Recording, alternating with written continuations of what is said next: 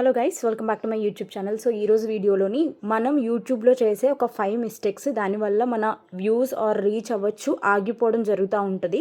అంటే views stuck అయిపోవడం, లేదంటే సబ్స్క్రైబర్స్ రాకపోవడం, వ్యూస్ ఇంతకు ముందు వచ్చి ఇప్పుడు రాకపోవడం, ఇలాంటివి జరుగుతుంటాయి. వై, ఎందుకు అనేది ఇప్పుడు నేను మీకు డీటెయిల్గా చెప్తానమాట, 1 by 1.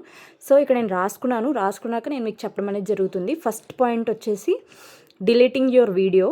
ఎప్పుడైనా సరే మీరు యూట్యూబ్లో ఒక వీడియో పెట్టారు అంటే అది ఎప్పుడు కూడా మీరు అసలు డిలీట్ అనేది చేయకూడదు.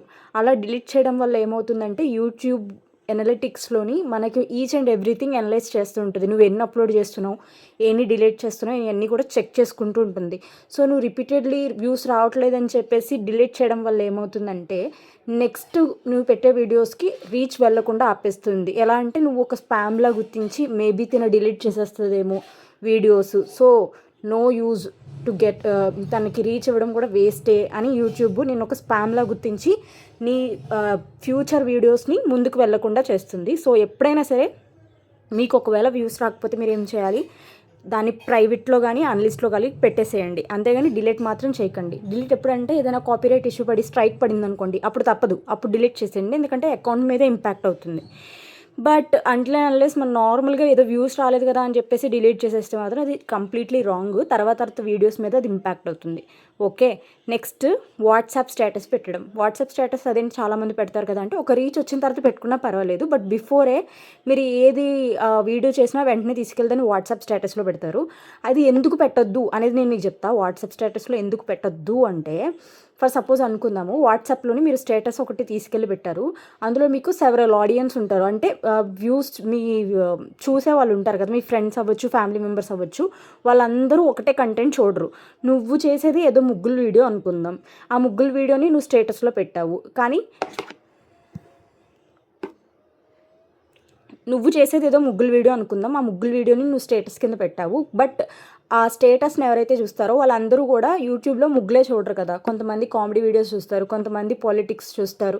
అలా ఒక్కొక్కరి ఆడియన్స్కి ఒక్కొక్కర పాయింట్ ఆఫ్ వ్యూ ఉంటుంది. సో వాళ్ళు వచ్చి నీ ముగ్గుల వీడియో చూసి వెనక్కి వచ్చేసి జస్ట్ లైక్ కొట్టి వెనక్కి వచ్చేసిన తర్వాత అలాంటి ఆడియన్స్కే మళ్ళీ యూట్యూబ్ తీసుకెళ్తూ ఉంటుంది నీ వీడియోని. సో వాళ్ళకి ముగ్గులు వీడియో అనవసరం. సో వాళ్ళు ఏం చేస్తారు, స్కిప్ చేసేస్తుంటారు నీ వీడియోని. సో ఎప్పుడు కూడా వాట్సాప్ స్టేటస్ పెడితే రాంగ్ ఆడియన్స్కి నువ్వు నీ యొక్క వీడియోని అందిస్తున్నట్టు. అలా కాకుండా అప్లోడ్ చేసేసి అలా వదిలేసావంటే ఎవరికి రీచ్ అవ్వాలో వాళ్ళకి యూట్యూబే రీచ్ చేస్తుంది. అలా కాకుండా నువ్వు వాట్సాప్ స్టేటస్ పెట్టి రాంగ్ ఆడియన్స్కి పంపిస్తున్నట్లు లెక్క అనమాట. సో నీ ఫ్రెండ్స్ అందరూ కూడా ముగ్గులు వీడియోలు చూడరు కదా, ఒక్కొక్కరు చూస్తూ ఉంటారు.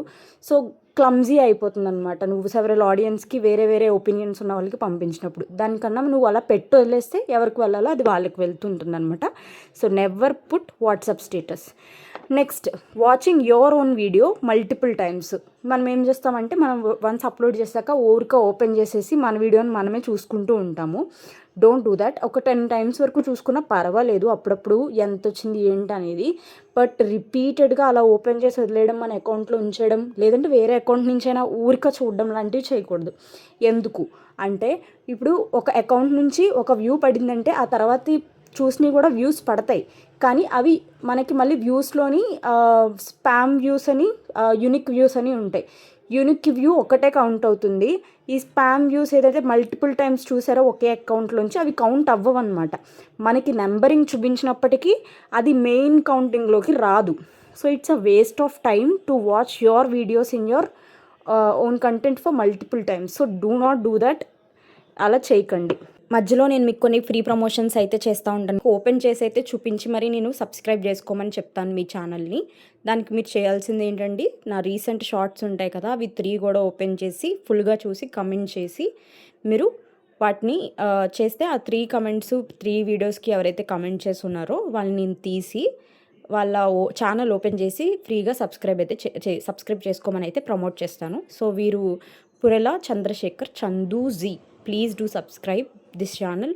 సపోర్ట్ చేయండి, సబ్స్క్రైబ్ చేసుకోండి కదా. ఇందులో కూడా చేస్తాను. మీకు కూడా ఈ ఫ్రీ ప్రమోషన్ కావాలి అనుకుంటే సబ్స్క్రైబ్ చేసుకొని నేను చెక్ చేసుకొని వాళ్ళని ఓపెన్ చేసి వాళ్ళ ఛానల్లో ఓపెన్ చేసి మరి ప్రాపర్గా వాళ్ళ గురించి చెప్తూ ఎక్స్ప్లెయిన్ చేస్తూ ప్రమోషన్ అయితే చేస్తాను.